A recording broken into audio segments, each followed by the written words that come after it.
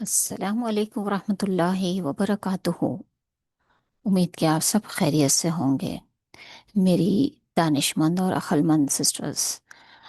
अक्लमंद क्यों? क्योंकि आप सल्लल्लाहु अलैहि वसल्लम ने फरमाया, सबसे अक्लमंद वो शख्स है जो सबसे ज़्यादा अपनी मौत को याद करता है। और अल्हम्दुलिल्लाह अभी रमज़ान भी बहुत पास है। अल्लाह ताला हम सबको बहुत से ऐसे रमज़ान नसीब फरमाए। लेकिन मौत का कोई भरोसा नहीं। सोचिए, अगर ये मेरा आखिरी रमज़ान हुआ तो फिर क्या? तो बेहतर है कि हम अपनी रमज़ान की तैयारी भरपूर तरीके से करें। और इससे बेहतर शुरुआत क्या हो सकती है कि हम अपनी मौत को याद करें। तो आइए शुरू करते हैं दुआ के साथ, अल्लाह ताला की हम्द सना के साथ कि सुबहान अल्लाहि व बिहम्दिही आदद खल्क़िही व रिदा नफ्सिही व ज़ीनत अर्शिही व मिदाद कलिमातिही। अल्लाहुम्मा सल्ली व सल्लिम अला नबिय्यिना मुहम्मद। रब्बि इश्रह ली सदरी व यस्सिर ली अमरी वाहलुल उक़दतम मिन लिसानी यफ़क़हू क़ौली। रब्बी यस्सिर वला तुअस्सिर वतम्मिम बिल खैर वबिका नस्तईनु या फत्ताहु रब्बी ज़िदनी इल्मा। अल्लाहुम्मा फ़क़्हिना फ़िद्दीन रब्बी ला तज़रनी फ़र्दन व अंत खैरुल वारिसीन। तो शुरू करने से पहले एक आप सब के लिए खुशखबरी है। इंशाल्लाह हम सब के लिए, यानी स्पेशली वो सिस्टर्स भी जो बहुत ही हिम्मत जुटा जुटा कर ये वर्कशॉप अटेंड करने आई हैं, कि आप सल्लल्लाहु अलैहि वसल्लम ने फरमाया कि जो शख्स दीन सीखने निकलता है तो क्या होता है कि तो अल्लाह सुब्हानहू तआला फरमाता है उसके लिए अल्लाह सुब्हानहू तआला उसके लिए जन्नत के रास्ते आसान कर देता है और फरिश्ते अपने पर इनके लिए फैला देते हैं। और आसमान ज़मीन की हर मखलूक, हत्ता कि मछलियाँ समंदर में, उसके लिए मगफिरत की दुआ करती हैं। सुभान अल्लाह। यानी आप सब के लिए, हम सब के लिए, यानी बहुत सारी अब इस वक्त दुआएं हो रही हैं। अल्लाह ताला हम सब के लिए आमीन फरमाए। तो इस नियत से इस क्लास को अटेंड कीजिएगा कि मैं अल्लाह ताला की खुशनुदी हासिल करना चाहती हूँ और इंशाअल्लाह सुन्नत का तरीक़ा सीख कर उस पर अमल करना चाहती हूँ। एक्चुअली ये वाली जो टॉपिक है, ये ज़्यादातर लोग इसको अवॉइड करना चाहते हैं, लेकिन ये वो एक अटल हकीकत है जिससे कोई बच नहीं सकता। तो फिर क्या है, जब हम इससे बच नहीं सकते तो बेहतर क्या है कि फिर हम इसकी तैयारी कर लें फिर। तो आप सल्लल्लाहु अलैहि वसल्लम ने फरमाया कि हादी में लज्जत, यानी खुशियों को जो तबाह कर दे, वो यानी वो मौत है जिसको तुम अक्सर याद किया करो।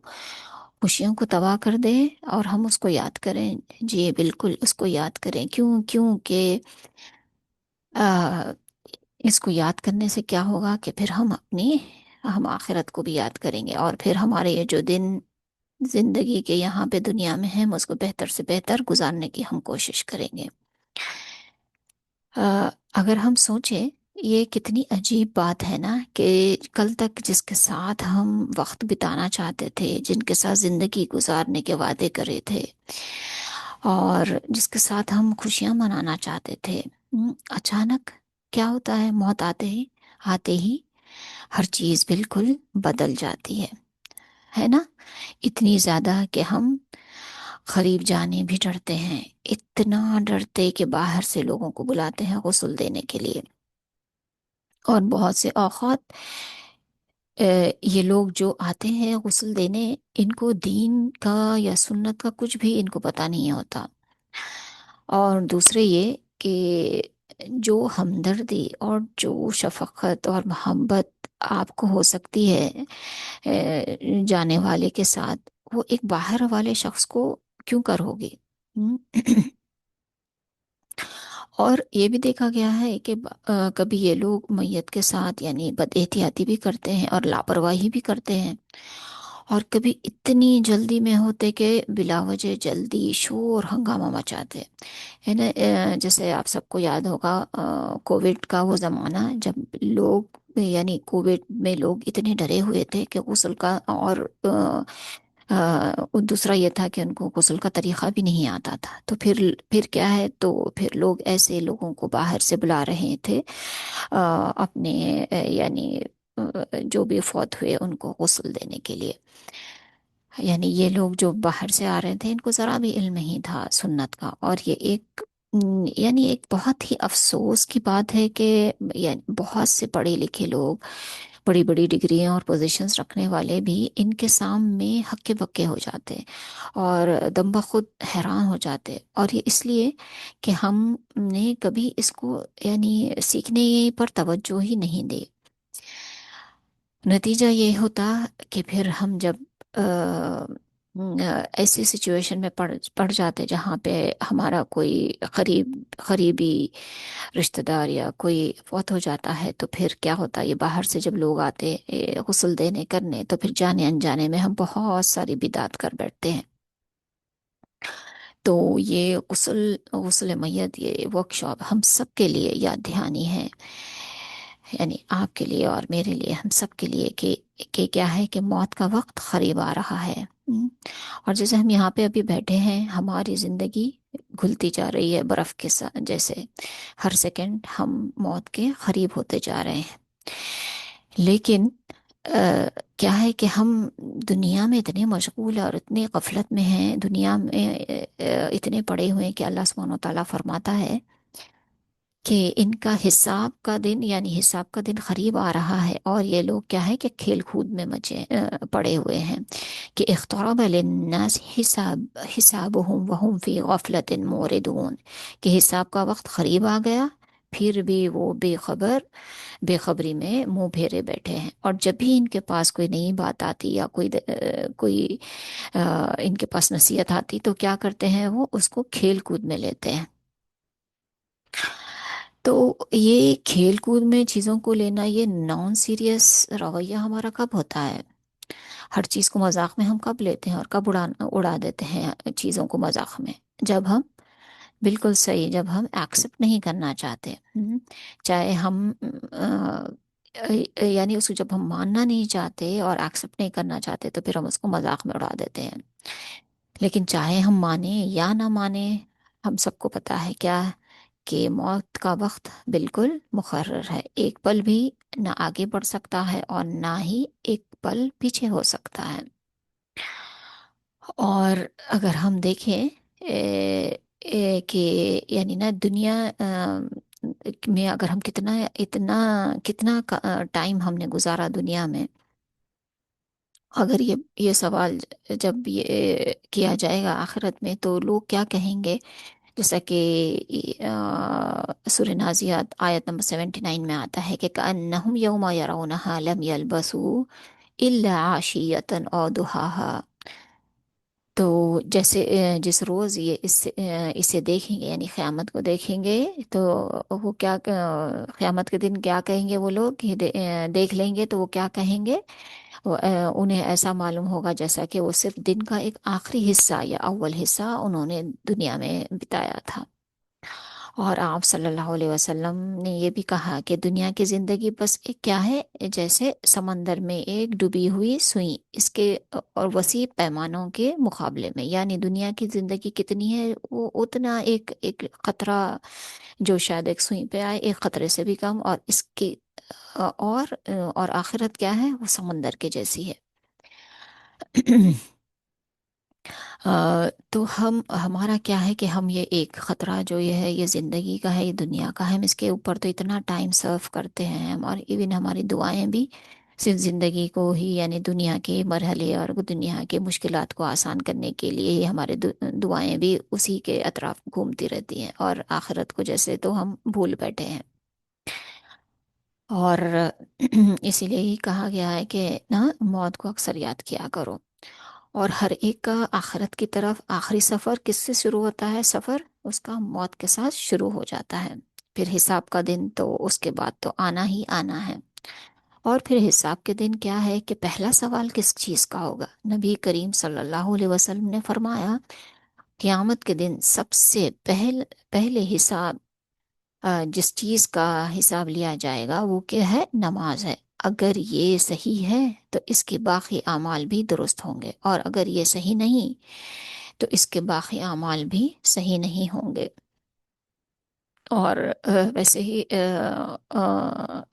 سورہ المدثر آیا نمبر 42 اور 43 میں آتا ہے کہ جب لوگ جو دوزخ میں داخل والے رہیں گے، ان سے جب پوچھا جاتا کہ ما سلککم فی سقر، کہ تمہیں دوزخ میں کس چیز نے ڈالا، تو وہ کیا کہیں گے؟ قالوا لم نکو من المصلین، کہ وہ جواب کیا دیں گے کہ ہم نماز پڑھنے والوں میں سے نہ تھے۔ تو جیسا ہم یہاں پہ دیکھ رہے ہیں کہ حساب کے دن پہلا سوال نماز کا ہے۔ تو اگر واقعی ہم سنجیدہ ہیں اور آخرت کے بارے میں ہم واقعی فکر مند ہیں، تو پہلی چیز جس کی ہم کو فکر کرنی چاہیے وہ کیا ہے؟ وہ ہے ہماری نماز۔ تو اگر تو آپ اس کو پابندی سے پڑھتے ہیں، وقت پہ پڑھتے ہیں، تو بہت ہی اچھی بات ہے، الحمدللہ۔ مگر پھر اس میں کیا ہے کہ نماز کو تو ہم کو زندگی بھر اس کو بہتر سے بہتر بنانے کی ہم کو کوشش کرتے رہنا ہے۔ تو اس میں اب اگر آپ پابندی سے پڑھتے ہیں تو اب اس میں خشوع لانے کی کوشش کریے، اور اس کو بہتر سے بہتر کرنے کی کوشش کرتے جائیے۔ اور جیسا ابھی الحمدللہ رمضان بھی قریب ہے، تو پھر کہ رمضان بھی ہم پھر بہتر طریقے سے گزاریں، کہ ہم فرض پڑھ کے ہی نہ تھک جائیں، بلکہ ہم نوافل اور تراویح اور سب کا انشاءاللہ ہم اہتمام کریں۔ اور آ، تو موت آخرت میں کیا ہے کہ اس کا موت آخرت میں پہلا قدم ہے، اور یوم الآخرت میں یقین رکھنا ایمان کا ایک ستون ہے، یعنی believing in the day of judgment, یا it is from the pillars of the ایمان۔ تو آئیے دیکھتے ہیں کہ اس میں کیا کچھ آتا ہے، یعنی اس یقین میں کیا کچھ آتا ہے۔ تو یہاں پہ ایک آخرت کی ایک چھوٹی سی کشی کی گئی ہے، کہ جب پہلا سور پھونکا جائے گا، پہلا سور جب پہلا سور پھونکا جائے گا، اس کے بعد میں کیا ہوگا کہ پوری دنیا فنا ہو جائے گی، اور سارے زیرو کا یعنی سب فوت ہو جائیں گے۔ اور پھر کیا ہے، اس کے بعد ایک عرصہ گزر جائے گا، 40 کا عرصہ گزرے گا۔ اب یہ ہم کو یہ نہیں پتا کہ یہ 40 کا عرصہ کیا ہے، یعنی یہ 40 دن ہے، 40 گھنٹے ہے، 40 مہینے ہیں، یا 40 سال ہے، یا what it is, we don't know. تو بہرحال یہ 40 کا ایک عرصہ گزرے گا، پھر اس کے بعد میں کیا ہوگا کہ دوسری بار سور پھونکا جائے گا۔ اس کے بعد اللہ سبحانہ و تعالیٰ بارش بھیجیں گے، جس کی وجہ سے ہم کیا ہوں گے؟ پودوں کی طرح اگیں گے۔ جی بالکل، پودوں کی طرح، جیسے بیج سے پودا اٹھتا ہے، بالکل ویسے ہی ہم سب، ہماری ریڑھ کی ہڈی یعنی بیک بون کی آخری ہڈی سے ہم سب اگیں گے، اور سب لوگ اپنی قبروں سے اٹھ کر کہاں جائیں گے؟ میدان حشر کی طرف چل پڑیں گے۔ تو سب اٹھ کے میدان حشر کی طرف چل پڑیں گے، اور کافی دیر بعد اللہ سبحانہ و تعالیٰ حضور صلی اللہ علیہ وسلم کو کیا عطا فرمائے گا؟ حوض کوثر عطا فرمائے گا۔ اور آپ سب جانتے ہیں کہ جو حوض کوثر سے پی لے گا کیا ہوگا؟ پھر وہ کبھی پیاسا نہ ہوگا۔ اور یہ جام حضور صلی اللہ علیہ وسلم کس کو دیں گے؟ اپنی امت کو دیں گے۔ تو حضور صلی اللہ علیہ وسلم ہم کو کیسے پہچانیں گے؟ کیسے پہچانیں گے؟ جی ہمارے وضو کی اعضا کی وجہ سے ہم کو جو چمکتے رہیں گے، اس کی وجہ سے پہچانیں گے۔ تو بالکل وضو کرنے میں پیچھے مت ہٹیے گا، کیونکہ ہم کو اگر پہچاننا ہے حضور صلی اللہ علیہ وسلم کو، تو ہم جتنا زیادہ چمکیں گے اتنے زیادہ شاید ہم پہچان لیے جائیں گے انشاءاللہ۔ اللہم وجعلنا منہم، کہ ہم سب کو آب کوثر ملے۔ لیکن ایک افسوسناک بات یہ ہے کہ بعض لوگ، یعنی حضور صلی اللہ علیہ وسلم کے فالوورز میں سے کیا ہوگا کہ بعض لوگوں کو یہاں سے ہٹا دیا جائے گا، ان کو آب کوثر پینے کا موقع نہیں ملے گا۔ کیونکہ فرشتے ان کو وہاں سے ہٹا دیں گے۔ کیونکہ یہ لوگ بدعت کرتے تھے، دین میں نئے کام، نئی چیزیں لے کر آتے تھے۔ اور اور ہم سب کو پتہ ہے کہ بدعت اکثر کب ہوتی ہے؟ شادی بیاہ میں یا موت کے وقت، یہ والی چیزیں زیادہ ہوتی ہیں. اسی لیے یہ بہت ہی ضروری ہے کہ ہم کو دین کے احکامات اور سنت کا طریقہ ہم سب کو آنا چاہیے. تو لوگ یعنی میدان حشر میں بہت لمبا ٹائم یعنی کھڑے ہوئے ہوں گے، جیسا کہ ہم سب جانتے. ایک دن جیسے 50,000 سال کہ اتنا لمبا ہوگا. اور آپ صلی اللہ علیہ وسلم تو پھر کیا کریں گے کہ بہت ہی طویل آپ سجدہ کریں گے، پھر اللہ سبحانہ و تعالیٰ سے التجا کریں گے کہ حساب شروع کیا جائے. تو یہ ہے شفاعت کبریٰ یا شفاعت عظیم یا دا گریٹر انٹرسیشن. تو جب یعنی حضور صلی اللہ علیہ وسلم یہ دعا کریں گے، التجا کریں گے، تو پھر اللہ سبحانہ و تعالیٰ کیا کریں گے کہ حساب شروع کیا جائے گا. اور کیا ہے کہ پھر میزان ترازو رکھ دیا جائے گا جی. اور پھر اعمال نامے دیکھے جائیں گے، تولے جائیں گے. پھر اعمال نامے کیا ہوں گے؟ یا تو پھر اس بندوں کے سیدھے ہاتھ میں دیے جائیں گے یا پھر اس کے بائیں ہاتھ میں دیے جائیں گے. اللہ کرے کہ ہم سب کو اپنے رائٹ ہینڈ میں، سیدھے ہاتھ میں ہمارا اعمال نامہ ملے.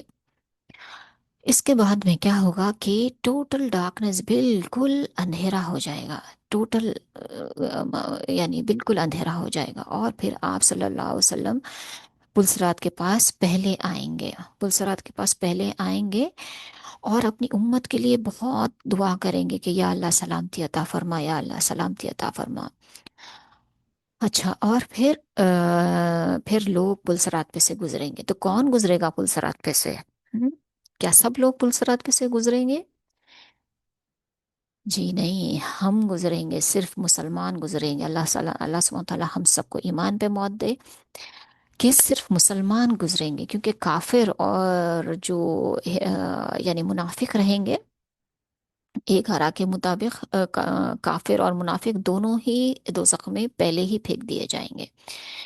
اور ایک اس کے مطابق یہ ہے کہ منافق پلسرات تک پہنچیں گے، لیکن پھر وہاں پہ پھر ان کو یہ مومنوں کو تو یہ ہوگا نا کہ ان کے ہر ایک کے ساتھ اپنا اپنا اپنی اپنی لائٹ ہوگی، تو وہ پلسرات آسانی سے کراس کر لیں گے. لیکن پھر منافق کے پاس نہیں رہے گی، تو پھر وہ نیچے گر پڑے گا. تو سوچنے والی بات یہ ہے سسٹرز کہ یہ پلسرات یعنی جیسا ہم سب جانتے ہیں یہ کتنی ہے. آپ صلی اللہ علیہ وسلم نے کیا فرمایا کہ یہ بال سے زیادہ باریک ہے اور تلوار سے زیادہ تیز ہوگی اور بہت اس پہ پھسلن ہوگی. ہاں. تو لیکن مومنوں کو جیسا ان کا نور دیا جائے گا. تو کیا ہوگا کہ یعنی مومن کیا ہوگا تو کوئی اس میں سے بجلی کی طرح پلسرات کو کراس کر جائے گا، اور تو کوئی ایک گھوڑے کی رفتار سے، یا کوئی چلتے ہوئے، یا کوئی رینگتے ہوئے. اور بعض کیا ہوں گے کہ آگ میں وہ چلتے چلتے وہ آگ میں گر پڑیں گے. اللہ سبحانہ تعالیٰ ہم سب کو محفوظ رکھے. اور بعض کو کیا ہوگا، یہاں پہ پلسرات کے اوپر آکڑے ہوں گے، یعنی جیسے ہکس جیسے ہوں گے. اور یہ بعض کو ہکس کے ذریعے پکڑ کر آگ میں پھینک دیا جائے گا. یہ کون لوگ ہوں گے؟ یہ وہ لوگ ہوں گے جنہوں نے خون کے رشتوں کو توڑا تھا، یعنی کنشپ خون کے رشتوں کو توڑا تھا. اور مجھے لگتا ہے کہ یعنی نا ہم سب یہاں پہ لیڈیز ہیں isn't it؟ اور جو بہت بڑے آئی فیل رول ہم ادا کرتے ہیں رشتوں کو جوڑنے میں یا توڑنے میں. اور ہر گھر میں جیسا ہم جانتے ہیں کہ کچھ نہ کچھ پرابلمس تو ہوتی ہیں، لیکن اللہ کے خاطر اگر ہم معاف کر دیں، فرگیو اینڈ فرگیٹ ایٹیٹیوڈ رکھیں ہمارا، اور معاف کر دیں اور آگے بڑھ جائیں. اور اس بات کا خیال رکھیں کہ آپ کی وجہ سے کوئی رشتہ نہ ٹوٹنے پائے. تو آپ کی وجہ سے کوئی رشتہ ٹوٹے نا، اس بات کا بہت ہی ہم کو خیال رکھنا ہے. پھر تو اللہ سبحانہ تعالیٰ ہم سب کو خیریت سے، بجلی سے زیادہ تیز ہم کو اس سے گزروا دے انشاءاللہ. تو پھر جو مومن پلسرات پار کر جائیں گے، پھر وہ ایک اور پل پار کریں گے جسے خنترہ کہا جاتا ہے. یہاں پر مومنوں کو روک کر ان کے دلوں سے ہر گندگی، صاف غل ہے، بدگمانی وغیرہ جو بھی چیزیں ہیں، ایسی دل کی جو وہ چیزیں ہیں، وہ ساری خرابیاں ہیں، وہ ساری صاف کر دی جائیں گی. اور پھر ان کو کیا ہے، جنت میں داخل کر دیا جائے گا انشاءاللہ. سو اللہم وجعلنا منہم، آمین یا رب العالمین. تو یہ تھی قیامت کی ایک مختصر سی منظر کشی کہ ہر انسان، اور ہم جیسے ہم نے ابھی دیکھا کہ ہر انسان کی قیامت کب شروع ہو جاتی ہے؟ اس کے موت کے فوری بعد ہی، یعنی موت کے ساتھ ہی یہ شروع ہو جاتی ہے. تو موت کیا ایک مومن اس کی خواہش کر سکتا ہے؟ تو ایک مسلمان کو موت کی تمنا کرنے سے سختی سے منع کیا گیا ہے. آپ رسول صلی اللہ علیہ وسلم نے فرمایا، تم میں سے کوئی بھی اس وجہ سے موت کی تمنا نہ کرے کہ اس پر کوئی آفت آئی ہو، لیکن لیکن اگر اسے موت کی خواہش ہو تو اسے یہ کہنا چاہیے. تو آپ نے ایک دعا سکھائی، لیکن آپ نے پہلے کیا کیا کہا کہ موت کی تمنا کسی کو نہیں کرنی چاہیے. کیوں؟ کیونکہ جب تک انسان زندہ ہے تو وہ نیکی کر سکتا ہے، جی، توبہ کر سکتا ہے، دعائیں کر سکتا ہے، استغفار کر سکتا ہے. He can do a lot of good deeds isn't it؟ تو بہت سارے وہ کام کر بہت سارے کام وہ کر سکتا ہے. آ، تو لیکن آپ صلی اللہ علیہ وسلم نے فرمایا کہ اگر کسی کو کہنا ہی ہو تو وہ کیا کہے کہ اللہم احینی ما کانت الحیات خیر لی، کہ اے اللہ جب تک زندگی میرے لیے بہتر ہے مجھے زندہ رکھ. وتوفنی اذا كانت الوفاة خیر لی، اور جب موت میرے لیے بہتر ہو تو مجھ کو اٹھا لے. تو یہ انسان کہہ سکتا ہے. اچھا، اور موت کے وقت کیا ہے، شیطان جو ہمیں یعنی زندگی میں بھی ہمیں نہیں چھوڑتا، وہ کیا کرتا ہے کہ موت کے وقت شیطان ایک آخری کوشش کرتا ہے کہ مومن کو اللہ سبحانہ و تعالیٰ کی ذات سے مایوس کر دے. اور اسی لیے ہی آپ صلی اللہ علیہ وسلم نے ہم کو یہ دعا سکھائی. دیکھیے سسٹر، ہم بہت ساری دعائیں کرتے ہیں اور ہم سوچتے ہیں کہ یہ سنت کی دعائیں یاد کرنا کیوں ضروری ہے، یا کیوں ہم کو اس کو یعنی دیکھنا ضروری ہے، کیونکہ ہم اس کے بارے میں تو ہم سوچ بھی نہیں سکتے کہ یعنی نا شیطان ہمارے موت کے وقت آئے گا، اور اس سے یعنی بچنے کے لیے بھی ہمیں دعا مانگنی چاہیے. تو اسی لیے سنت کی دعاؤں کو ضرور پڑھا کریے، اور اس کو مطلب کے ساتھ پڑھا کریے انشاءاللہ. تو یہ دیکھتے ہیں اس میں یہ دعا کیا ہے. تو اللہم انی اعوذ بک من التردی والہدم والغرق والحریق، کہ اے اللہ میں تیری پناہ چاہتا ہوں کس سے کہ میں کسی اونچائی سے گر کر میری موت آئی، والہدمی، یا میں کسی چیز کے نیچے دب کے مر جاؤں، والغرقی، کہ میں ڈوب کے پانی میں ڈوب کے مر جاؤں، والحریقی، یا میں جل کے مروں. وَأَعُوذُ بِكَ أَن يَتَخَبَّطَنِيَ الشَّيْطَانُ عِنْدَ الْمَوْتِ، اور میں اس سے بھی پناہ چاہتا ہوں کہ شیطان مجھے اچک لے عین موت کے قریب. وَأَعُوذُ بِكَ أَنْ أَمُوتَ فِي سَبِيلِكَ مُدْبِرًا، اور اس سے بھی میں پناہ چاہتی ہوں کہ کیا ہے کہ میں پیٹ پھیر جاؤں کیسے جہاد میں، یا تیرے راستے میں چلنے سے میں پیٹ پھیر جاؤں. وَأَعُوذُ بِكَ أَنْ أَمُوتَ لَدِغًا، اور اس سے بھی میں پناہ چاہتی ہوں کہ میری موت اس وجہ سے آئے کہ کوئی زہریلا جانور مجھے ڈسے. تو اللہ سبحانہ و تعالی ہم سب کو اس سے محفوظ رکھے، آمین یا رب العالمین. تو آئیے ابھی دیکھتے ہیں کہ موت کے وقت اگر آپ وہاں پہ موجود ہوں تو کیا کرنا چاہیے. کہ تو موت اسے قریب آتے دیکھ کر ہمیں کیا کرنا چاہیے. مرنے والے کے قریب موجود لوگوں کے جو چند ذمہ داریاں ہیں اس کو ہم دیکھیں گے. تو مرنے والے شخص کو سب سے زیادہ محبوب جو شخص ہے وہ اس کے قریب رہنا چاہیے. اور کیا ہے کہ اس کو زیادہ سے زیادہ آرام دینے کی کوشش کریں. دوسرا یہ کہ مرنے والے کے لیے یعنی اس کے لیے دعائیں کریں اور اس کو امید دلائیں، اللہ کی رحمت اور مغفرت کی باتیں اس سے کریں. یعنی جیسا ہم کہتے ہیں لا بأس طہورن انشاءاللہ، کہ یہ تکلیف سے آپ کی کیا ہے، آپ پاک ہو جائیں گے. یعنی ہے نا کہ ایک اگر ہم کو سوئی بھی چپتی ہے تو اس کی وجہ سے بھی ہمارے گناہ معاف ہوتے ہیں. تو مرنے والے کو امید دلائے، اور جو اس کے سامنے اچھی اچھی باتیں کرے، اللہ سبحانہ و تعالیٰ کی رحمت کی باتیں کرے اس کے سامنے، اور اس کو تلقین کرے کہ وہ دوسروں کو بھی معاف کر دے۔ اور اور یہ ہے کہ اور یہ مستحب ہے کہ ہم کیا کریں کہ بیمار یا مرنے والے کو توبہ کی ترغیب دیں، تو اس کو کیا کہیں کہ توبہ کرنے کے لیے اس کو خود کریں کہ اپنی گناہوں کی معافی مانگنے کے لیے استغفار اور توبہ کرنے کے لیے اس کو کہیں، اگر وہ اس بات یہ بات کو سمجھ سکتا ہو تو اس کو ایک مناسب انداز میں آپ یعنی اس کے سامنے اس کو کہیں، یا خود بھی آپ استغفار پڑھتے رہیں تو نا وہ خود بھی اس کو دیکھ کر خود ہی استغفار پڑھنا شروع کر دے گا۔ اور پھر یہ ہے کہ شہادت کہنے کی ترغیب دیں، اس کو زبردستی نہ کریں، تو کلمہ پڑھنے کرنے کے لیے کہیں، جیسا کہ نا لا الہ الا اللہ لا الہ الا اللہ، تو یہ کیا ہے کہ لا الہ الا اللہ آپ خود پڑھتے جائیں آہستہ آہستہ، تو وہ انشاءاللہ وہ سن کے خود ہی پڑھ لے گا، اور ونس آپ کو ایسا لگتا ہے کہ وہ پڑھ چکا ہے تو پھر کیا ہے کہ اننیسیسری اس سے باتیں نہ کریں، جیسا کہ اکثر ہوتا لوگ پوچھتے پھر آپ کو پانی چاہیے کیا، آپ کو تکلیف ہو رہی کیا، تو یہ ساری باتیں اس سے نہ کریں، کیوں؟ کیونکہ جس کے ہم کو یہ پتا ہے نا یہ حدیث کہ جس کے آخری الفاظ شہادت کے ہوں، یعنی لا الہ الا اللہ جس نے پڑھا ہو آخر میں، تو کیا ہوگا کہ اس کے لیے پھر جنت اس کے لیے جنت ہے۔ تو آپ کیا کریں کہ اس کو فورس نہ کریں، بلکہ کیا کریں کہ وہاں پر بیٹھ کر آہستہ آواز میں سب کیا ہے کہ لا الہ الا اللہ لا الہ الا اللہ پڑھتے رہیں۔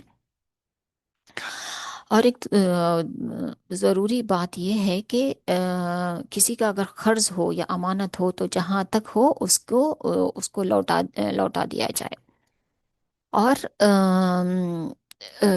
ایسا ممکن نہیں ہے اگر یعنی نا فوری طور پر ایسا نہیں ہو سکتا، تو یہ کیا ہے کہ پھر اس کو وصیت میں لکھ دیا جائے، یا اس کی ادائیگی کی ذمہ داری اس کے رشتہ دار ہو، شوہر ہو یا بچے ہو یا کوئی ہو، تو اس کی پھر یہ قرضے کی ذمہ داری وہ لوگ اٹھا لیں کہ بھائی یہ قرضہ ہم ادا کریں گے۔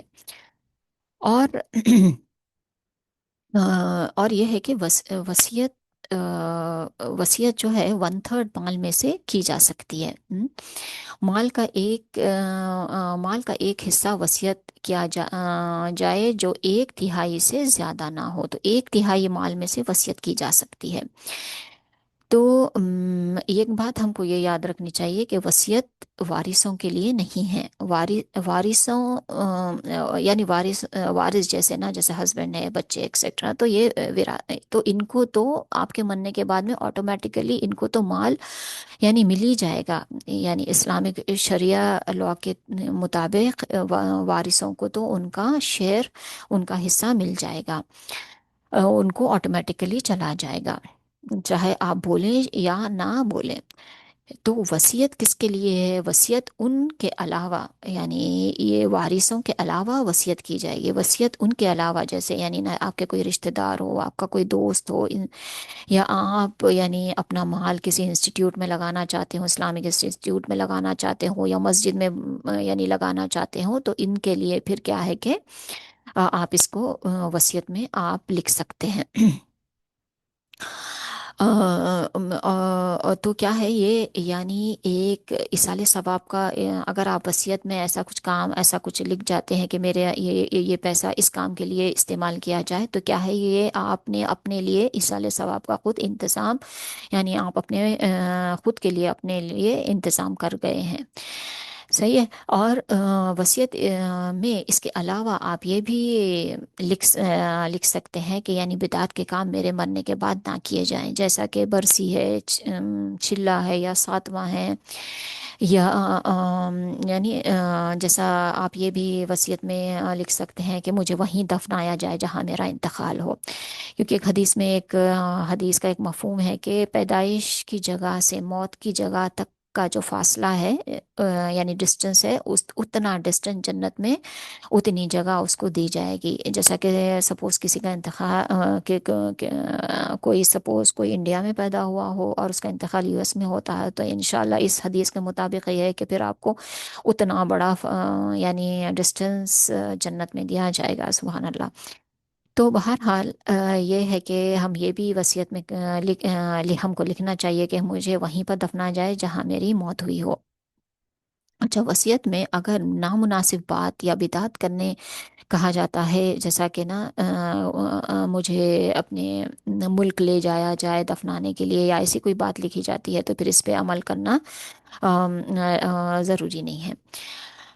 اچھا، اسلام اگر اسلامی وراثت پر زور دیں، خاص طور پہ اگر غیر اسلامی ممالک میں آپ ہوں، تو پھر کیا کریں؟ آپ کے قانونی وارث ہوں تو آپ اپنی وصیت میں قانونی وارثوں کے نام لکھوا دیں، اور ان کا حصہ بھی ضرور اس میں لکھوا دیں۔ اگر آپ نان اسلامک یعنی جہاں شرعیہ لا نہیں چلتا، تو پھر آپ وہاں پہ یہ اپنے قانونی وارثوں کا نام اور ان کا صحیح حصہ بھی لکھوا دیں۔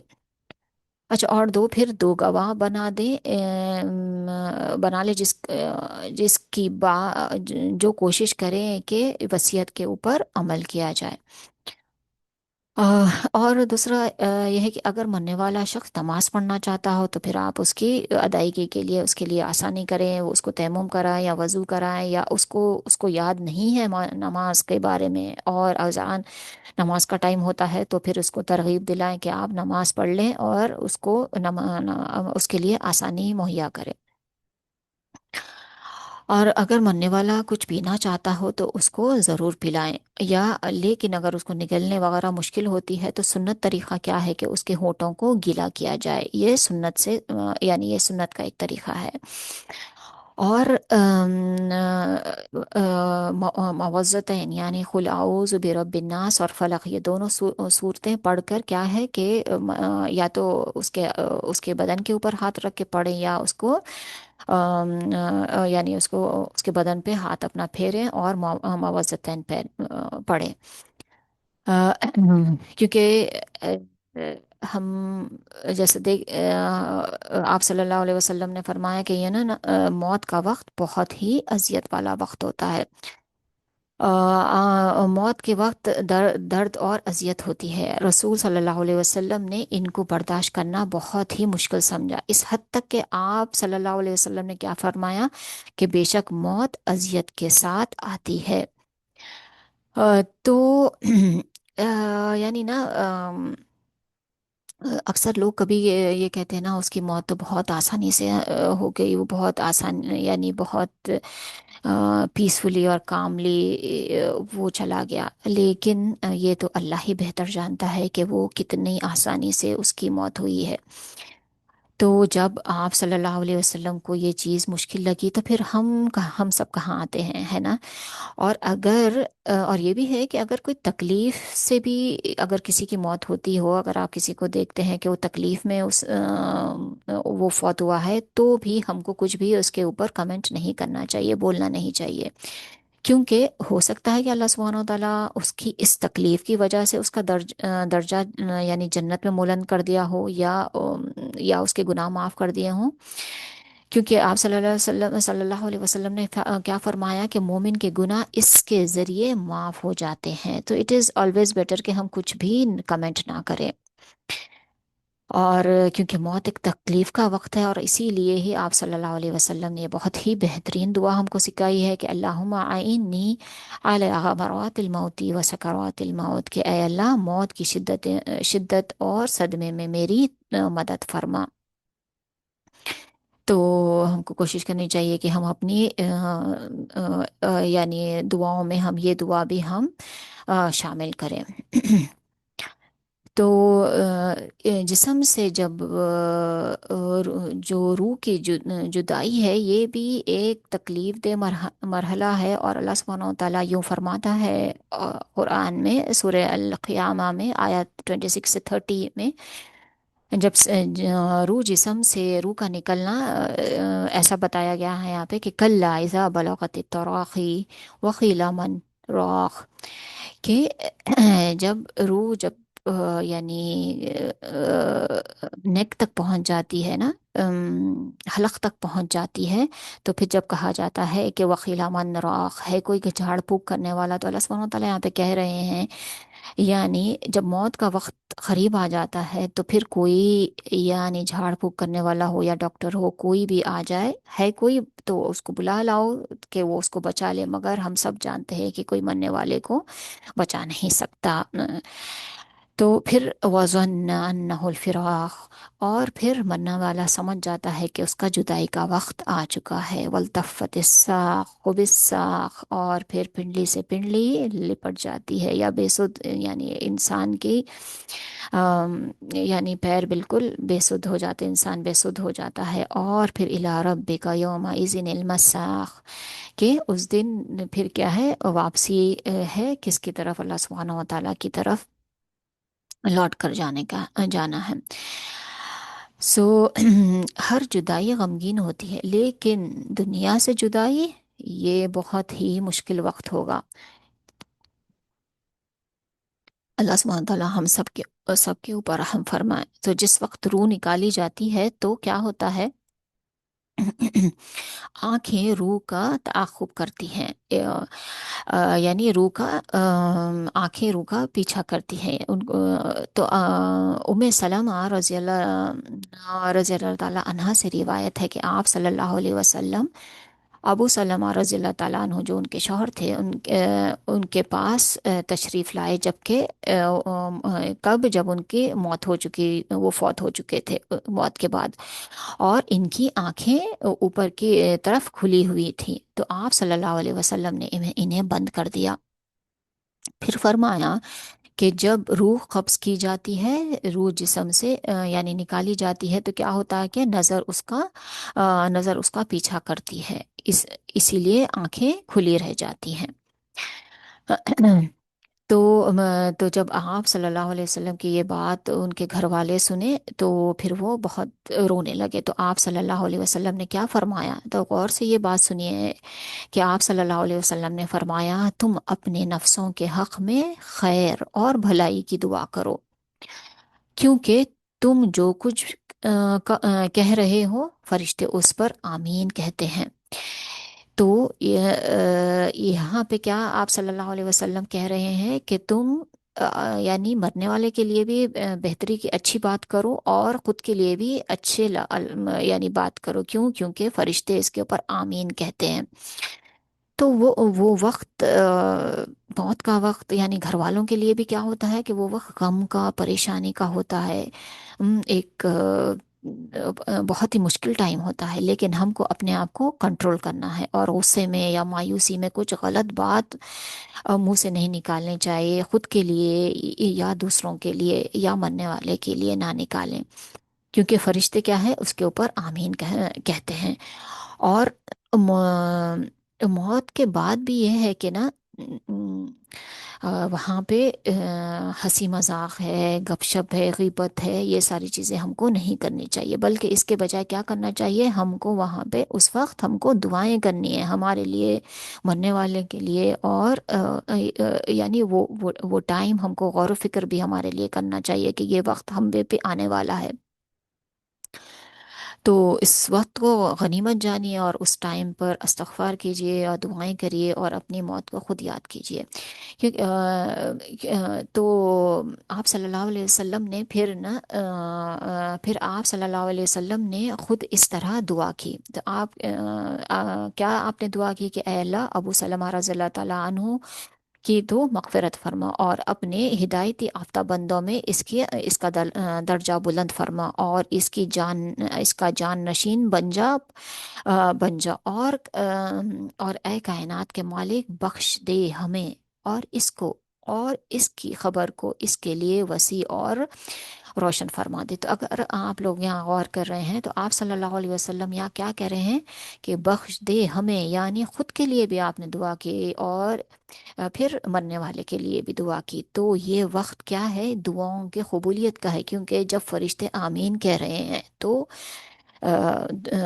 اس وقت ہم کو کیا ہے؟ خود کے لیے اور پھر سب کے دوسروں کے لیے بھی ہم کو بہت یعنی دعائیں کرنی چاہیے، اور اپنا ٹائم یعنی غیبت میں اور گپ شپ میں یہ موقع نہ گوائیں۔ ابھی ہم یہ دیکھتے ہیں کہ مومن کا وقت، جب موت کا وقت قریب آتا ہے تو فرشتے آ کر کیا کہتے ہیں؟ تو ان الذین قالوا ربنا اللہ ثم استقاموا تتنزل علیہم الملائکہ، تو بے شک وہ جو جو جن لوگوں نے کہا اللہ ہمارا رب ہے، پھر ثم استقاموا، پھر وہ کیا ہے، وہ استقامت انہوں نے قائم کی، اور تو کیا ہوتا ہے کہ فرشتے ان کے اوپر اترتے ہیں اور کیا کہتے ہیں کہ اللہ تخافو، کہ نہ خوف کھاؤ، ولا تحزنو، اور نہ تم غمگین ہو، اور وہ ابشروا بالجنت التی کنتم توعدون، اور تمہارے لیے کیا ہے، خوشخبری ہے جنت کی جس کا تم سے وعدہ کیا گیا تھا۔ تو یہ سورہ فصلت کی آیت نمبر 30 ہے۔ تو یعنی یہ نا یہ صرف موت کے وقت نہیں ہے کہ فرشتے آ کے یہ خوشخبری دیتے ہیں، بلکہ زندگی میں بھی جب ہم استقامت اختیار کرتے ہیں تو کیا ہوتا ہے، اپنا دین پہ ہم جم جاتے ہیں اور اپنے ایمان کی حفاظت کرتے ہیں، تو آج بھی فرشتے اترتے ہیں ایسے بندوں کی مدد کرنے کے لیے، جیسا کہ ہم دیکھے یعنی ہم کو معلوم ہے سیرت میں، جیسا بدر میں فرشتے اترے تھے جب صحابہ کی مدد کرنے، تو اگر ہم بھی آج استقامت اختیار کرتے ہیں اور اپنے دین کو مضبوطی سے تھامے رہتے ہیں اور اپنی ایمان کی فکر کرتے ہیں، تو کیا ہے، آج بھی فرشتے ہماری مدد کے لیے آ سکتے ہیں۔ تو جب فرشتے مومن کی روح کو قبض کرنے کے لیے اترتے ہیں تو کیا ہوتا ہے، تو برا بن عازب رضی اللہ تعالیٰ عنہ بیان کرتے ہیں کہ رسول صلی اللہ علیہ وسلم نے فرمایا، بندہ مومن جب دنیا سے رابطہ توڑ کر آخرت کی طرف متوجہ ہوتا ہے تو تو سورج کی طرح چمکتے دھمکتے سفید چہرے والے فرشتے جنتی خوشبو اور جنتی کفن لے کر اس کے پاس آتے ہیں۔ تو تو یہ ہے، یہ نا یہ اسسٹنٹ فرشتے ہوتے ہیں جو ان جنتی لباس اور ریشمی کفن مومن کے لیے خوشبودار کفن لے کر آتے ہیں، اور کیا کرتے ہیں، پھر حد نظر مرنے والے کے حد نظر وہاں پر بیٹھ جاتے ہیں۔ پھر ملک الموت سر کے پاس آ کر بیٹھتے ہیں، تو پھر ملک الموت تشریف لاتے ہیں، حتیٰ کہ وہ اس کے سر کے پاس بیٹھ کر کہتے ہیں کہ اے پاکیزہ روح، اللہ کی مغفرت اور اس کی رضامندی کی طرف چل، اللہم وجعلنا منہم۔ تو فرمایا وہ ایسے نکلتی ہے جیسے مشکیزی سے پانی کا قطرہ نکلتا ہے، تو کیا ہے کہ روح بہت ہی آسانی سے نکلتی ہے جب یہ وہ خوشخبری سنتی ہے، تو پھر وہ اسے اخذ کر لیتے ہیں۔ جب وہ اسے اخذ کر لیتے ہیں، یعنی ملک الموت اسے اخذ کر لیتے ہیں، تو وہ فرشتے اسے آنکھ جھپکتے، یعنی جو اسسٹنٹ فرشتے رہتے ہیں وہ کیا کرتے ہیں، اسے آنکھ جھپکنے کے برابر بھی اس کے پاس نہیں چھوڑتے، اور حتیٰ کہ وہ اسے لے کر اس کفن اور اس خوشبو میں اس کو لپیٹ لیتے ہیں، اور پھر روئے زمین پر پائی جانے والی بہترین کستوری کی خوشبو اس سے نکلتی ہے۔ آپ سب کو پتا ہوگا کہ امام بخاری کی خبر سے اتنی خوشبو آ رہی تھی کہ یعنی نہ لوگ آ کر ان کی خبر سے مٹی لے جانے لگے تھے، تو گورنمنٹ کو ان کی خبر کو کارڈن آف کر دینا پڑا کہ لوگ یعنی نا پوری مٹی نہ نکال کر لے کر چلے جائیں۔ تو فرشتے پھر کیا ہے، یہ مومن کی روح کو خوشبودار کفن میں لپیٹ لیتے ہیں، پھر اس روح کو آسمان کی طرف لے جایا جاتا ہے۔ وہ فرشتے اسے لے کر اوپر کی طرف بلند ہوتے ہیں، اور یہ فرشتوں کی جس جماعت کے پاس سے گزرتے ہیں تو وہ پوچھتے ہیں کہ یہ خوشبو کیسی ہے، تو وہ اس کے دنیا کے ناموں میں سے بہترین نام بتاتے ہیں کہ یہ فلاں بن فلاں کی روح ہے، حتیٰ کہ وہ اسے لے کر آسمانی دنیا تک پہنچتے ہیں اور اس کے لیے دروازہ کھولنے کی اجازت طلب کرتے ہیں، تو وہ ان کے لیے کھول دیا جاتا ہے۔ پھر ہر آسمان کے مقرب فرشتے اگلے آسمان تک اس کے ساتھ جاتے ہیں۔ جسٹ امیجن، یعنی نا سارے فرشتے اس نیک روح کے ساتھ اگلے آسمان تک جاتے ہیں، حتیٰ کہ اسے 7ویں آسمان تک پہنچا دیا جاتا ہے۔ یعنی مرنے والے کی اتنی مومن کی اتنی عزت ہوتی کہ فرشتے بھی اس کے پروسیشن میں، یعنی اس کی روح کو لے کر اگلے آسمان تک جاتے ہیں، اور پھر صالحین کا نام اعمال نامہ کس میں، علیین میں رکھ دیا جاتا ہے۔ الیون میں لکھ دیا جاتا ہے یا رکھ دیا جاتا ہے۔ تو اللہ اللہ سبحانہ و تعالیٰ، اللہ عز و جل فرماتا ہے کہ میرے بندے کا نام اعمال الیین میں لکھ دو اور اسے واپس دنیا کی طرف لے جاؤ، کیونکہ میں نے انہیں اس سے پیدا کیا ہے اور اس میں انہیں لوٹاؤں گا اور دوبارہ پھر اسی سے انہیں نکالوں گا۔ تو یہ الیون جو ہے یہ ساتویں آسمان میں ایک جگہ ہے جہاں نیک روحیں رکھی جائے گی اور ان کے اعمال نامے رکھے جائیں گے۔ یا یہ پھر نیک لوگوں کے اعمال نامے ہیں۔ تو پھر روح کو جسم میں واپس لایا جاتا ہے اور خبر میں سوال ہوتا ہے کہ اس روح کو اس کی روح اس کے جسم میں لوٹا دی جاتی ہے، تو دو فرشتے اس کے پاس آتے ہیں اور اسے بٹھا کر پوچھتے ہیں تیرا رب کون ہے؟ تو وہ کہتا ہے میرا رب اللہ ہے۔ پھر وہ اس سے پوچھتے ہیں کہ تیرا دین کیا ہے؟ وہ کہتا ہے کہ میرا دین اسلام ہے۔ پھر وہ پوچھتے ہیں یہ آدمی جو تم میں مبعوث کیا گیا تھا یہ کون ہے؟ تو وہ کہتا ہے کہ وہ اللہ کے رسول صلی اللہ علیہ وسلم ہیں۔ وہ پوچھتے ہیں تمہیں کیسے پتا چلا؟ وہ کہتا ہے میں نے اللہ کی کتاب پڑھی تو میں اس پر ایمان لایا اور اس کی تصدیق کی۔ پس آسمان سے آواز آتی ہے میرے بندے نے سچ کہا، اس کے لیے جنتی بچھونا بچھا دو اور اسے جنتی لباس پہنا دو اور اس کے لیے جنت کی طرف ایک دروازہ کھول دو۔ فرمایا وہاں سے ہوا کے جھونکے اور خوشبو اس کے پاس آتی ہے اور وہ حد نظر تک اس کی خبر کو کشادہ کر دیا جاتا ہے۔ تو وہ یہ سوال ہم کو بہت آسان دکھ رہا ہے، اللہ کرے کہ تب بھی آسان دکھے اور ہم سب کے لیے یہ جواب آسان ہو، لیکن وہ جواب اسی کے لیے آسان ہوگا جو آج یعنی اللہ سبحانہ و تعالیٰ کے بتائے ہوئے احکامات پر چلتا ہے اور سنت پہ چلنے کی کوشش کرتا ہے۔ پھر اس کے بعد مومن کی روح کو کچھ انعامات کے ساتھ سکون دے دیا جاتا ہے۔ تو فرمایا خوبصورت چہرے اور خوبصورت لباس اور بہترین خوشبو والا ایک شخص اس کے پاس آتا ہے، تو وہ کہتا ہے اس چیز سے خوش ہو جاؤ جو چیز تجھے خوش کر دے، یہ وہ دن ہے جس کا تجھ سے وعدہ کیا جاتا تھا۔ تو وہ اس سے پوچھتا ہے تو کون ہے؟ تیرا چہرہ بھلائی لانے والا چہرہ معلوم ہوتا ہے۔ تو وہ جواب دیتا ہے میں تیرا صالح اعمال ہوں، میں تیرا نیک عمل ہوں۔ وہ کہتا ہے میرے رب قیامت قائم فرما دے، میرے رب قیامت قائم فرما دے تاکہ میں اپنے اہل عیال اور مال سے میں جا ملوں۔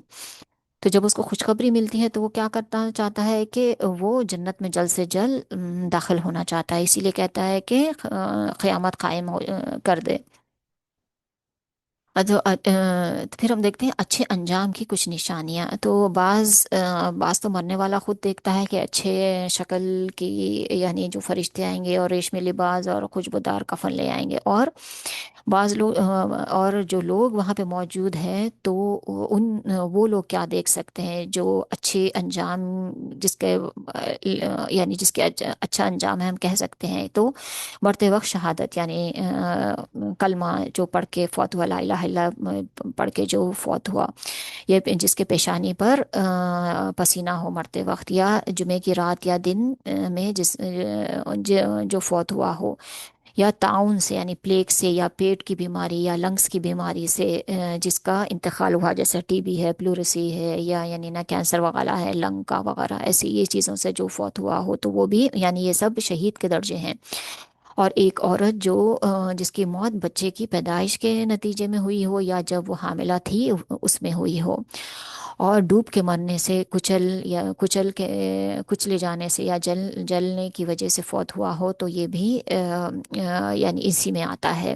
اور مذہب مال یا جان کی دفاع کرتے ہوئے اگر کسی کی موت آئی ہو، اور اللہ کے خاطر اسلام کی سرحدوں کی حفاظت کرتے ہوئے اگر کسی کی موت آتی ہو تو یہ بھی شہید کا درجہ ہے، اور نیک اعمال کرتے ہوئے جو فوت ہوتا ہو۔ تو یہ سب شہید کے درجے ہے، اور اجر بھی اس کو اجر بھی شہید کا ملے گا، لیکن وہ شہید جو اسلام کے خاطر اپنی جان دی ہو، وہ وہی اصل شہید ہے، جس کا پھر نہ جس کو نہ غسل دیا جائے گا اور نہ ہی اس کی نماز جنازہ پڑھی جائے گی۔ اب ہم دیکھتے ہیں کافر کی جب روح نکالی جاتی ہے تو کیا ہوتا ہے، کہ تو جب کافر کی جب روح نکالی جاتی ہے تو فرشتے اس کے منہ پر اور اس کے جوڑوں پر مارتے ہیں اور کہتے ہیں تو چک اب یعنی نا جلنے کا عذاب، وہ کیا ہے، جب فرشتے اترتے ہیں تو کیا کیا کرتے ہیں، یضربون وجوہہم وادبارہم، اور کیا کہتے ہیں، وذوق عذاب الحریق ذالک بما قدمت ایدیکم، بوجہ اس کے جو تم تیرے ہاتھوں نے آگے بھیجا تھا، وَأَنَّ اللَّهَ لَيْسَ بِالظَّلَّامِ لِلْعَبِيدِ، اور اللہ سبحانہ و تعالیٰ کسی کے اوپر ظلم کرنے والا نہیں ہے۔ تو یہ کس وجہ سے تمہارے ساتھ یہ سلوک ہو رہا ہے، بوجہ اس کے کہ تیرے ہاتھوں نے جو آگے بھیجا تھا۔ اور فرشتے کیا کرتے ہیں کہ جب کافر کا دنیا سے رابطہ منقطع ہوتا ہے تو اور آخرت کی طرف وہ چل پڑتا ہے، تو کیا ہوتا ہے کہ دو سیاہ چہرے والے فرشتے بالوں سے بنا ہوا ایک کمبل لے کر آسمان سے نازل ہوتے ہیں، اور وہ اس سے حد نظر فاصلے تک بیٹھ جاتے ہیں، یا ایک دوسری حدیث میں آتا ہے کہ یعنی نا وہ ایک ٹاٹ کا بدبودار کفن لے کر آتے ہیں اور اس کے حد نظر بیٹھ جاتے ہیں، تو یہ اسسٹنٹ فرشتے ہوتے ہیں۔ پھر تو کیا ہوتا ہے جب کافر دنیا میں جب یہ دیکھتا ہے یہ فرشتوں کو، تو پھر وہ کیا چاہتا ہے کہ وہ دنیا میں لوٹ جائے، حتی اذا جاء احدهم الموت قال رب ارجعونی لعلی اعمل صالحا، کہ میں نا مجھے واپس کر دے تاکہ میں نیک اعمال کروں جو میں نے چھوڑ دیے تھے دنیا میں۔ تو کیا کہا جائے گا، کلا نہیں، انہا کلمۃ ہوا قائلها، یہ تو ایک بات ہے یہ جو کہہ رہا ہے، وَمِن وَرَائِهِمْ بَرْزَخٌ، اور اس کے بیچ میں اور اب دنیا کے بیچ میں کیا ہے، برزخ ہے، ایک پردہ ہے، کب تک کے ہے، الی یوم یبعثون، جب تک کہ وہ پھر دوبارہ اٹھائے جانے کے دن تک۔ تو دنیا اور اس کے بیچ اب کیا ہے، ایک پردہ حائل ہو گیا ہے، تو کیا ہے یہ روح اب واپس دنیا میں کبھی بھی نہیں جا سکتی ہے، یہ سورہ مومنون کی آیت نمبر 99 اور 100 ہے یہ۔ تو جو لوگ کہتے ہیں نا کہ یا کہ روحیں واپس آتی ہیں، یا جیسا لوگ بہت سارے لوگ مردوں کی عید مناتے ہیں 15 شعبان کو، اور کئی کھانے وغیرہ بنا کے رکھتے کرتے ہیں، تو یہ ساری چیز غلط ہے۔ روح جب چلی گئی، جیسا ہم کو یہ اس میں پتہ چل رہا ہے سورہ المومنون میں 99 اور 100 میں، کہ ایک پردہ حائل ہو جاتا ہے، پھر وہ روح کبھی بھی اس دنیا میں واپس نہیں آ سکتی۔ اور یہ جو گوسٹ کا کانسیپٹ ہے، روح کا کانسیپٹ ہے کہ وہ آتی ہے شکلوں میں، اور یہ بری شکلوں میں، اور یہ سب یہ ستاتی ہے لوگوں کو آ کے کر کے، یہ ساری باتیں غلط ہے۔ ایک وقت انسان مر گیا، اس کی روح یعنی واپس کبھی بھی نہیں آ سکتی قیامت کے دن تک جب وہ اٹھایا جائے گا۔ پھر کیا ہے کہ جب یہ اسسٹنٹ فرشتے آ کے بیٹھ جاتے ہیں، پھر اس کے بعد میں ابھی ملک الموت آتے ہیں اور آ، اور اس کی سر کی طرف بیٹھ جاتے ہیں، اور وہ کیا کہتے ہیں کہ اے خبیث روح، اللہ کی ناراضگی کی طرف چل۔ فرمایا وہ روح اس کی جسم میں پھیل جاتی ہے، اس کی جسد میں پھیل جاتی ہے، کیونکہ وہ نکلنا نہیں چاہتی ہے اب، تو وہ اسے ایسے کھینچتے ہیں جیسے لوہے کے سلاخ سے سلاخ کو گیلے اون سے کھینچا جاتا ہے۔ اور پھر کیا ہے کہ وہ جو اسسٹنٹ فرشتے بیٹھے ہوئے پھر وہ ملک الموت اب اس کو اخذ کر لیتے ہیں، اور پھر وہ اسسٹنٹ فرشتے جو ہوتے ہیں اس کو لپیٹ لیتے ہیں، وہ بدبودار ٹاٹ والے کفن میں لپیٹ لیتے ہیں، اور اس سے مردار چیز جیسی بدبو آنے لگتی ہے۔ پھر روح کو آسمانوں کی طرف لے جایا جاتا ہے، تو تو جب لے جایا جاتا ہے تو فرشتے پوچھتے ہیں کیسی خبیث روح ہے یہ، وہ کہتے ہیں یہ فلاں بن فلاں کی روح ہے، اور اس کے جو دنیا کے اس کے انتہائی خبیث نام تھے، اس سے اس کو بلایا جاتا ہے، تاکہ اسے آسمانی دنیا تک لے جایا جاتا ہے۔ تو اس کو جب پہلے آسمان تک ہی لے جایا جاتا ہے اور وہاں سے اس کو دروازہ کھولنے کے لیے کہا جاتا ہے، درخواست کی جاتی ہے تو اس کے لیے دروازہ نہیں کھلتا۔ تو اور آپ صلی اللہ علیہ وسلم نے یہ آیت تلاوت کی اور کہا کہ ان کے لیے ان کے لیے آسمان کے دروازے نہیں کھولے جائیں گے اور وہ جنت میں بھی داخل نہیں ہوں گے حتیٰ کہ وہ اونٹ سوئی کے سوراخ میں سے گزر جائے۔ تو اونٹ تو کبھی سوئی کے سوراخ سے نہیں گزر سکتا، تو کہنے کا مطلب یہ کہ وہ ایسا شخص جو یعنی کفر پہ فوت ہو تو وہ کبھی جنت میں نہیں جا سکتا۔ اللہ سبحانہ و تعالی ہم سب کو ایمان پر موت عطا فرمائے، آمین یا رب العالمین۔ اور پھر برے برے شخص کا اعمال نامہ کہاں پہ رکھ دیا جاتا ہے؟ اس کو سجین میں رکھ دیا جاتا ہے۔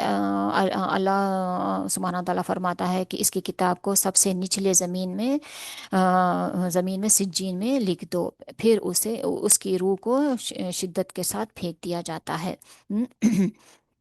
تو پھر کیا ہے کہ روح سے روح جسم میں لوٹا دی جاتی ہے، اور اس سے پھر وہ تین سوال کیے جاتے ہیں کہ تیرا رب کون ہے، اور تیرا دین کیا ہے، اور یعنی وہ جو شخص جو مبعوث کیا گیا تھا وہ کون ہے؟ تو وہ کیا کہتا ہے کہ افسوس، مجھے نہیں پتا، مجھے نہیں پتا، میں نہیں جانتا، وہ کہتا ہے۔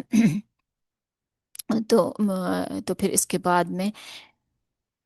بعد کافر کی روح کو خبر میں عذاب کا مزہ چکھنا وہ کیا ہوتا ہے کہ وہ شروع کر دیتا ہے۔ آسمان سے آواز آتی ہے کہ اس کے لیے جہنم سے بچھونا بچھا دو اور اس کے لیے جہنم کی طرف ایک دروازہ کھول دو، وہاں سے گرمی اور گرم ہوا اسے آتی رہتی ہے، اور اس کی خبر کو اس قدر تنگ کر دیا جائے گا کہ اس کی پسلیاں ایک دوسرے کے اندر داخل ہو جائیں گی، اور ایک قبیح چہرے والا شخص قبیح لباس اور انتہائی بدبودار حالت میں اس کے پاس آئے گا، اور اس سے کیا کہتا ہے کہ وہ تمہیں ایسی چیزوں کی خوشخبری دوں جو تجھے غم زدہ کر دے، یہ تیرا وہ دن ہے جس کا تجھ سے وعدہ کیا جاتا تھا۔ وہ پوچھے گا تو کون ہے؟ تیرے چہرے سے تو کسی خیر کی توقع نہیں کی جا سکتی۔ تو وہ جواب دے گا میں تیرا خبیث عمل ہوں، میں تیرا یعنی گناہگار عمل ہوں۔ تو وہ کہے گا میرے رب قیامت قائم نہ کرنا۔ تو جب یعنی یہ فرشتوں کو سنتا ہے تو وہ نہیں چاہتا کہ قیامت قائم ہو۔ کیونکہ پھر جب قیامت اگر قائم ہوگی تو پھر کیا ہے کہ اس کا یعنی وہ آلریڈی اپنا ٹھکانہ دوزخ میں دیکھ چکا ہے، تو اسی لیے پھر وہ نہیں چاہے گا کہ قیامت قائم ہو۔ پھر اس کے بعد میں ہے خبر جو آخرت کا پہلا مرحلہ ہے۔ آ، تو